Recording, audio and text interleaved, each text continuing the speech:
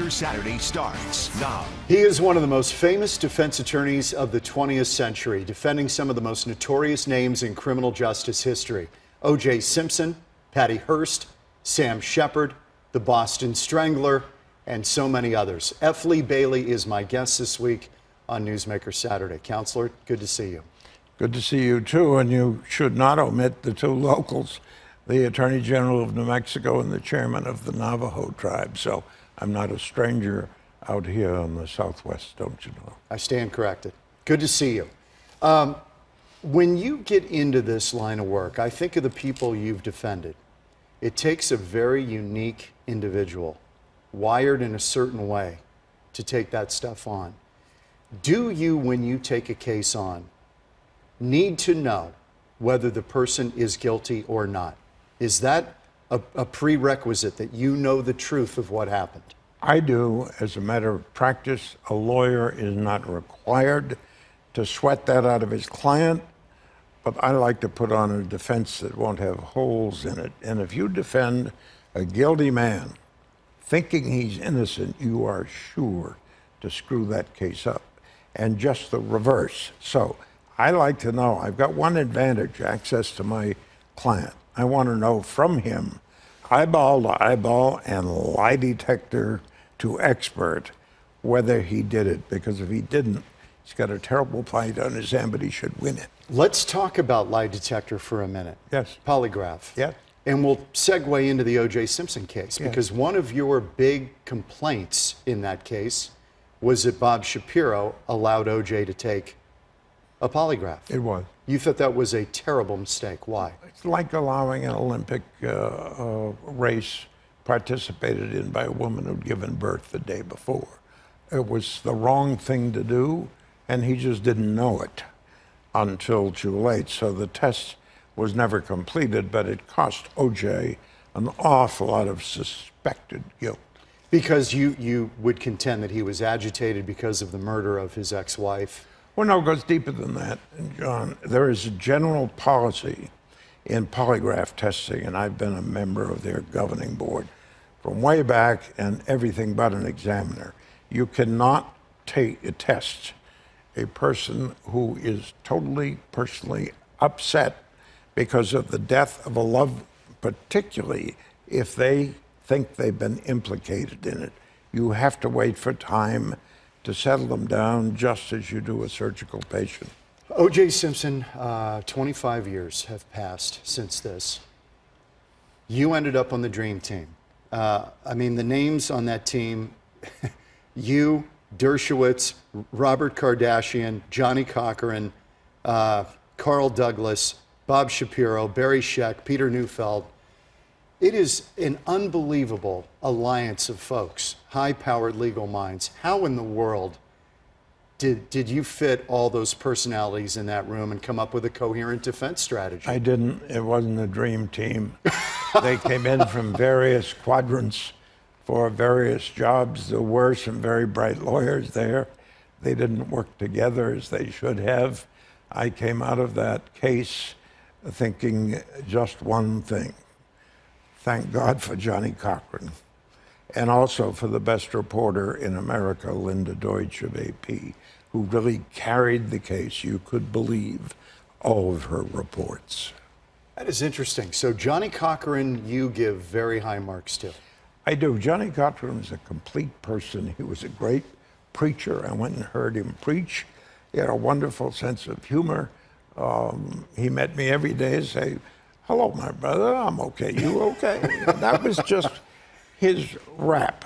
And I told Johnnie Cochran to go see a doctor because he had a headache and he wouldn't do it and wound up with a brain tumor that was benign but crowded his brain to death, which was a shame. But Johnnie Cochran, nonetheless, did not have the nerves of steel or the insight that yours truly did, because when that jury was standing there handing that verdict to the clerk, I was a couple feet away from Johnnie, and I kept telling him, "Johnnie, it's okay, the envelopes are both ours." And when you thought it read, it was not guilty. I knew it was. You knew and so it was. did O.J. And O.J. and I standing there looking like Cheshire Cats, and Johnnie Cochran, in the most famous picture in the world, is saying, "Oh," and I was close enough to hear him say, "No." Wow. But he's a wonderful OJ man did to work look with. very nervous when that He verdict was wasn't read. very nervous. I'll tell you why. The bailiffs had let slip to him what the verdict was. We're looking at him at the defense table. No, You're still in the bailiffs, during the overnight Yes. wait, knew what the jury had done, and they were asking for Simpson's photograph and autograph on the ground. They'd never see him again. Now, from that, he drew the inference There they you wouldn't go. see him again. We're looking at the video of him at the defense table. You are still in touch with him. Yes, on a regular basis. You're close to him. I am. How's he doing? He is doing very, very well. OJ always surprises me simply by the amount of equanimity that he manages to maintain no matter who dumps on him. I think he was very badly dumped on in Las Vegas, and I'd be quick to say so, but it might hurt him. He's still on probation up there, and frankly, since he got out, by the way, the night the Mandalay shooting wiped out 52 people. And the fellow who picked him up was supposed to be at the party and went to get OJ instead. And the 3 people he was going with were all shot dead on the spot. So That I did not know.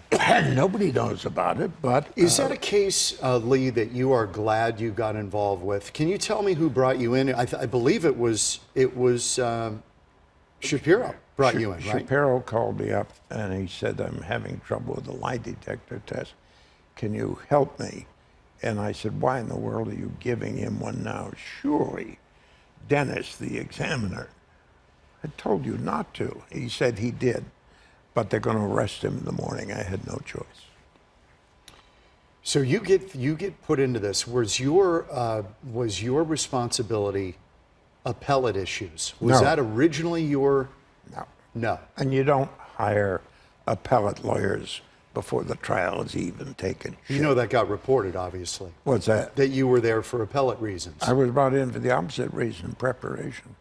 My job was to put the case together, bring in the investigators, get the evidence and put it in presentable form, and maybe do a couple of witnesses. That was my whole job. Well, the witness you got became really the seminal part of the trial, other than the glove demonstration, and that was But he is the only important witness because without the testimony Mark of Mark Furman, you could not connect the glove to Simpson. Tell me about Mark Furman and that cross-examination. You know, I knew I had him before I started because I had so many witnesses that were prepared to say, yes, he did use that word. What I did not know The N-word. is that these tapes were looking out there. And after Judge Ito stopped the cross to let Furman have a better chance to answer my question, he truncated it right in the middle. The tapes appeared, and the last thing I saw was Mark Furman on the stand answering this question. Did you plant the glove? I will take the Fifth Amendment. Right. He was taking the Fifth the whole day during that. That's all he did.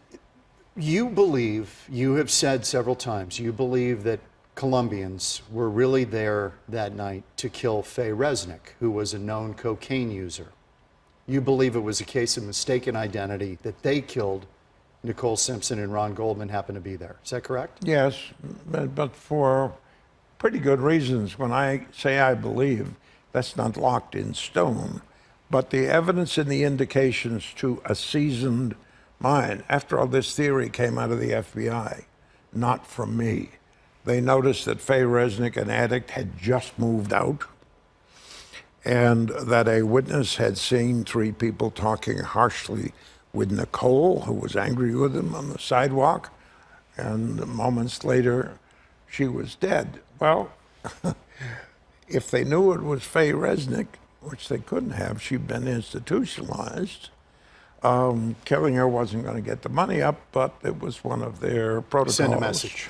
Why is that more plausible than when you have blood at the crime scene, hairs from O.J. Simpson on the victim, Ron Goldman? Wrong. That was never shown. It was never shown that the hairs were in the hat.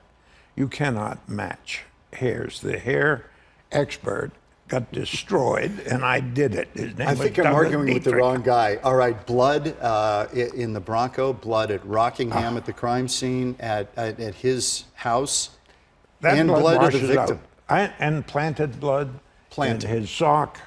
We got a detective with a vial of the victim's blood and OJ's blood in his pocket as he walks around You town. believe they planted all of this stuff? They must have. Certainly, everybody believes that that evidence was planted, but the only two indications are a very faint swipe in the Bronco, which I think Furman put there, and then the glove itself, which was, and this is the key to the whole case, was still wet when it was found at 5 a.m. What would have been the motive to frame O.J. Simpson, who was an icon in Los Angeles and the country? Why would anybody want to frame him for murder? There was no motive. People think so traditionally. They say, okay, where's the spaghetti? I can't have any pasta without the sauce here. And they knee-jerk their way into cases when it's not their line of work. There was no motive to frame O.J. Nobody wanted to hurt O.J. Mark Furman was at the scene first. He got told he was being supervened by a couple of hotshot detectives, that he would not be the solving detective. It was in the front pages and so forth. There were two gloves at the scene, and both used in the killing. He picked one up, put it in a paper bag. He led the police into crashing into O.J.'s place without a warrant, and he found the glove, having been careful to let no detectives come with him. Let me read something from your former colleague, Alan Dershowitz, who feels that you suffered personally because you got involved in the O.J. Simpson case. Oh, I did. He wrote You've been an op-ed disbarred. about it. You're not practicing law anymore, which seems... Well, yes and no. I give advice to lawyers, and I enjoy it. Let me read you this. He says, it's a terrible tragedy. This is Alan Dershowitz. He says you're suffering because of Simpson's acquittal, a view also held by F. Lee Bailey, according to this article. He says, Alan Dershowitz, if F. Lee Bailey's your lawyer, you're his friend, you're his client, and you're innocent. He says he's the only lawyer who does that. He doesn't play that game the rest of us play. Oh, I don't know whether he's guilty or innocent, but I'm giving him the best possible defense. Bailey is totally convinced O.J. was innocent. That is certainly true. And if the book that I have almost flashed at you doesn't convince the public, I would say all is lost. With this hedge, America, despite the trauma that it suffers one way or the other, has a way of curing itself. And the millennia growing up now are looking with more open minds. Their parents, I have discarded as impossible. We take a break. F. Lee Bailey is our guest on Newsmaker Saturday, famed defense attorney. When we come back, Patty Hearst, Sam Shepard case. Two of the other notorious cases that he's been involved in.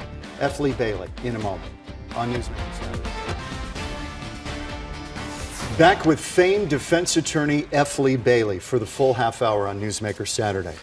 Okay, O.J. Simpson didn't take the stand in that case. There was no reason to, right? You never put the guy in the stand unless you're either desperate or... It's not right. No? There was no time. We ran out of time. We started with 24 jurors.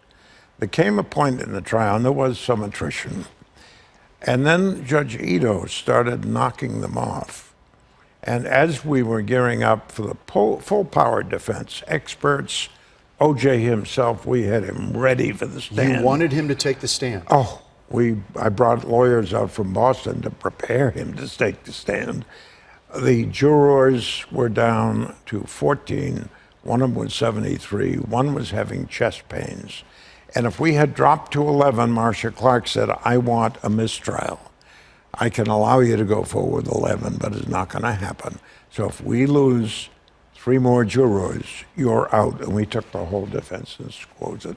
Lee, do you know when you get a jury, when you impanel a jury, do you know based on your questions and who's on that panel whether you're going to win or lose? Nobody can ever say that they do. Good jury selection, which is not even an art, can give you indications. In this case, I think I knew the minute they were in panel without paying much attention to who they were individually, that 8 or 10 of them would be in our corner from the outset. Do you believe race played a role in this case? Yes, I do, but it was not anything to do with O.J., who has never been a racist fellow up or down in his career. He's been almost totally neutral. Race played a role because I had only one suspect for that glove, and he used racial slurs. And the only way to deal with a situation like that is to put the cards on the table, open the kimono and say, okay, this is what you said, and let the world shudder. You believe the jury got it right, in short? Oh, yeah. Okay, Sam Shepard. Yes. That may be the case to put you on the map, though I know you quarrel with that. This is the doctor who was accused of murdering his wife in 1954. This became the basis of The Fugitive, what became the Fugitive series with Series and movie. Yes, series and movie. You defended him mainly to try to win him an appeal, which you won after a lot of tries. Yes. And then you defend him in his retrial. Yes. He did take the stand, but that was in the initial trial. No. He took the stand with you as well in the retrial? Neither trial. He did not take the stand. In the initial trial, he did take the stand. And he was not a very effective witness because his lawyer had not prepared him. In the retrial, I had no need to put him on the stand. I knew I had that case in the bag. Why did you know that? Because I know people told you don't take this case. Well, that was initially. You can't win it. Of course, after that, they would say, I'm glad you took my advice, that you took the case. Right. No, the reason I didn't want to take the risk of having him get up there and say something the jury didn't like was because the prosecutor never asked any of the jurors, do you watch The Fugitive, which was then running top of the mark. And I wasn't going to be dumb enough to ask him because everybody knew The Fugitive was innocent. You didn't need to ask. Didn't need it, and the jury came bombing back. Do you love being in the middle of those cases that are in the public eye and they are the focus of the country? You were really part of 2 trials of the century, Shepard and O.J.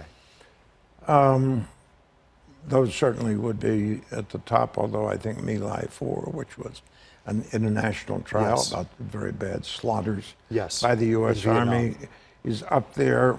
Those cases, you can't be sorry that you took. That's like asking a guy who's delicate surgery on oncology cases in the brain. You lost the patient, you wish you hadn't taken. No, because he had an opportunity to get the best shot. And so we took it. And I think a fellow who is in deep criminal trouble, who says he didn't do it, or maybe he didn't do it, is entitled to a strong defense. And that's that simple. Patty Hearst. Patty Hearst is the worst case I've ever had, and I won it. And that opened some eyes. How does this woman, who is an heiress to a fortune, playing by the rules but a little bit rebellious, she's kidnapped by the SLA in 1974, and within months, she's seen on surveillance video at a Hibernia bank in San Francisco, toting a machine gun. Firing a machine gun. Firing a machine gun. You talk about this. This was. I'm sorry. Truth is stranger than fiction. She didn't fire it. She didn't know it was empty, but the people right next to her were firing in the bank. It was terrible. But that was not the case for which I was hired. That was simply the one that went to trial. I was hired to get her out of a terribly impossible first-degree murder case, 2 victims. There was a guy, you quarreled with him on the stand, Dr. Harry Kozal. Kozal, yeah. He testified at trial after expending a lot of time with her. She was a rebel looking for a cause. That once she got in the SLA, she was like, you know, this is pretty cool. I've got a reason to live here. This is exciting. I love this. Yep. Unlike the other witnesses, Harry Kozal had no experience or expertise in brainwashing which frankly I did because I was a Korean pilot and we had to be ready for it at any time. This is the Stockholm Syndrome that people talk about? Yes, very much that. Becoming subservient to your captors and appearing to do what they want. I mean, Patty Hearst was in the getaway Volkswagen bus of a robbery in Sacramento. In Carmichael, yes. Carmichael Bank, Mrs. Opsahl, right in the belly. Two Killed. 12-gauge shotguns. Her fetus went with her. She goes to the hospital on a gurney. The emergency room doctor picks up the sheet to certify that she's dead and finds that he is looking at his wife. That's right. That's a bad case. That's the one I was hired to win. Do you believe that she was a victim in all of this? I do overall. It's tough to sort out because there are so many complex forces involved. It was easy to get her believe that her parents would never help her. And that was, I think, the principal basis for her conduct.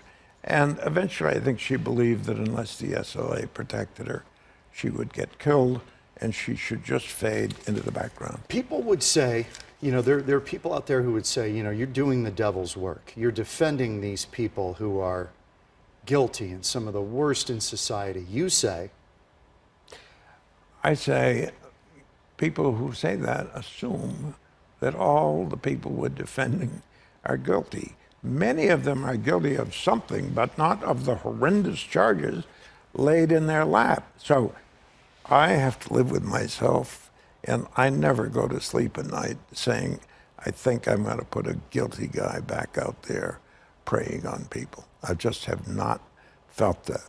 is it more important that the system is protected and the integrity of the system is maintained than the guilt or innocence of any one person?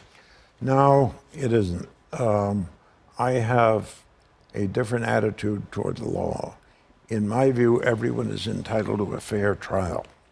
If the evidence is deficient, they're entitled to walk out the door. If they're bad guys, they'll be back.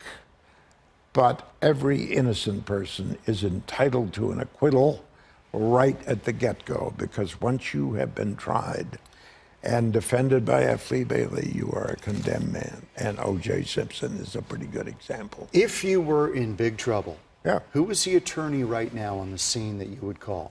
Would it be Mark Garagos? Who would it be? I'm embarrassed to say that's an extremely difficult decision, because unless I have seen the attorney in action, there isn't any ranking system or any World Series.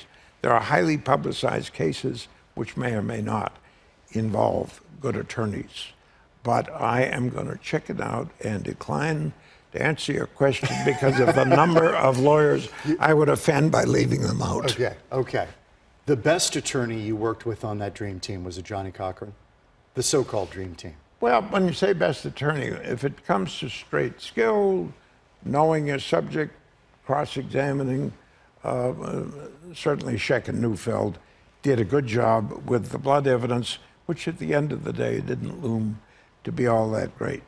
Johnnie Cochran in downtown LA, which is almost suffocated by Yes. minorities, always does well. Had it been in Santa Monica, where it should have been, given the locality of the crime, would we have gotten a different outcome? We'd have won it, and we'd have won it more cleanly.